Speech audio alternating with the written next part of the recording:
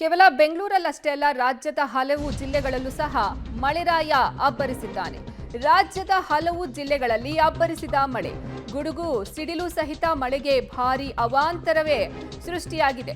ಸಿಡಿಲ ಅಬ್ಬರಕ್ಕೆ ರಾಜ್ಯದಲ್ಲಿ 7 ಮಂದಿ ಸಾವನ್ನಪ್ಪಿದ್ದಾರೆ.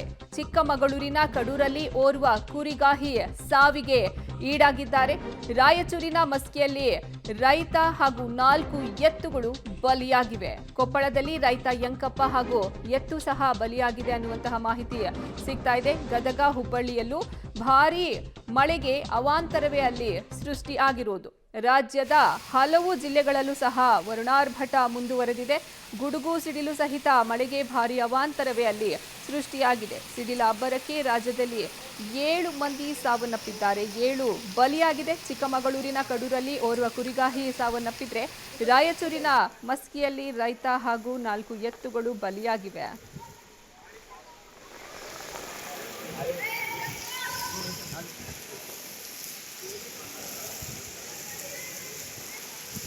ಇಲ್ಲಿ ಗಾಳಿ ಸಹಿತ ಮಳೆ ಸುರಿತಾ ಇದೆ. ಹೀಗಾಗಿ ಅಲ್ಲಿನ ಜನ ಪರದಾಡುವಂತಹ ಸ್ಥಿತಿ ನಿರ್ಮಾಣ ಆಗಿರೋದು.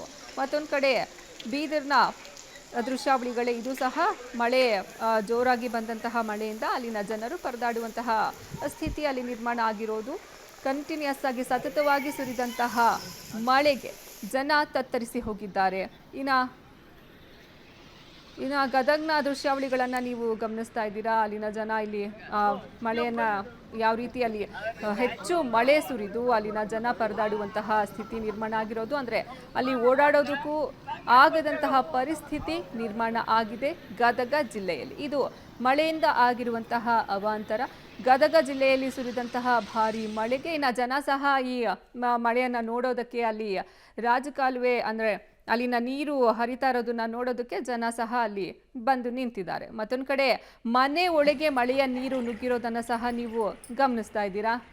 ಮಳೆ ನೀರು ಮನೆಗೆ ನುಗ್ಗಿರೋದ್ರಿಂದ ನಿವಾಸಿಗಳು ಯಾರಲ್ಲಿ ವಾಸ ಮಾಡ್ತಿದ್ದಾರೆ ಪರದಾಡ್ತಿದ್ದಾರೆ. ನೀರನ್ನ ಹೊರ ಹಾಕೋದಕ್ಕೆ ಅವರು ಸಾಹಸವನ್ನ ಪಡಬೇಕಾಗ್ತಾ ಇದೆ. ಈಗ ಮನೆಯಲ್ಲಿದ್ದಂತಹ ವಸ್ತುಗಳೆಲ್ಲ ಚೆಲ್ಲಾಪಿಲ್ಲಿ ಆಗಿರುವಂತಹ ದೃಶ್ಯಾವಳಿಗಳನ್ನ ನೀವು ಗಮನಿಸ್ತಾ ಇದ್ದೀರಾ. ಇದು ಹುಬ್ಬಳ್ಳಿಯಲ್ಲಿ ಮಳೆಯ ಅವಾಂತರದ ದೃಶ್ಯಾವಳಿಗಳನ್ನ ನೀವು ನೋಡ್ತಾ ಇರೋದು. ಮಳೆಯ ನೀರು ಮನೆ ಒಳಗೆ ನುಗ್ಗಿದೆ. ಪರಿಣಾಮ ಮನೆಯಲ್ಲಿದ್ದಂತಹ ವಸ್ತುಗಳೆಲ್ಲ ಚೆಲ್ಲಾಪಿಲ್ಲಿ ಆಗಿವೆ. ಇನ್ನು ಕೊಪ್ಪಳದಲ್ಲಿ ರೈತ ಒಬ್ರು ಸಾವನ್ನಪ್ಪಿದ್ದಾರೆ ಈ ಮಳೆಗೆ. ಮತ್ತೊಂದು ಕಡೆ ಕುರಿಗಾಹಿ ಅವರು ಸಹ ಸಾವನ್ನಪ್ಪಿದ್ರು. ಅದರ ಫೋಟೋಸ್ಗಳನ್ನು ಸಹ ನೀವು ಗಮನಿಸ್ತಾ ಇದ್ದೀರಾ. ಇನ್ನು ಎತ್ತು ಬಲಿಯಾಗಿದೆ, ಅದರ ದೃಶ್ಯವನ್ನು ಸಹ ನೀವು ನೋಡ್ತಾ ಇದ್ದೀರಾ. ಇದು ಕೊಪ್ಪಳದಲ್ಲಿ ಮಳೆಗೆ ರೈತ ಸಾವನ್ನಪ್ಪಿದಂತಹ ಫೋಟೋ ಇದು. ಇನ್ನು ಮತ್ತೊಂದು ಕಡೆ ರಾಯಚೂರಿನಲ್ಲೂ ಸಹ ಓರ್ವ ರೈತ ಸಾವನ್ನಪ್ಪಿದ್ರು ಈ ಮಳೆಗೆ.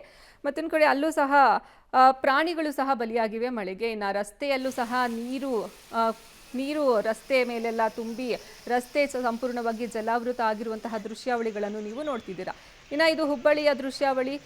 ರಸ್ತೆ ಮೇಲೆ ನೀರು ನಿಂತು ಕಾರು ಎಲ್ಲ ಅಂದರೆ ಕಾರನ್ನು ಮುಳುಗಿಸುವಷ್ಟು ನೀರು ಅಲ್ಲಿ ತುಂಬಿರೋದು. ಇದು ಹುಬ್ಬಳ್ಳಿಯ ದೃಶ್ಯಾವಳಿಗಳು. ಒಂದು ಕಡೆ ಮನೆಗೆ ನೀರು ನುಗ್ಗಿ ಅಲ್ಲಿನ ಜನರಿಗೆ ಸಂಕಷ್ಟವನ್ನು ತಂದೊಡ್ತಾ ಇದ್ರೆ, ಇನ್ನು ರಸ್ತೆಯಲ್ಲೆಲ್ಲ ನೀರು ಕಂಪ್ಲೀಟ್ ಆಗಿ ಆವರಿಸಿಕೊಂಡು ಜಲಾವೃತ ಆಗಿದೆ. ಇದು ಹುಬ್ಬಳ್ಳಿಯ ದೃಶ್ಯಾವಳಿಗಳನ್ನು ನೀವು ನೋಡ್ತಿದ್ದೀರಾ.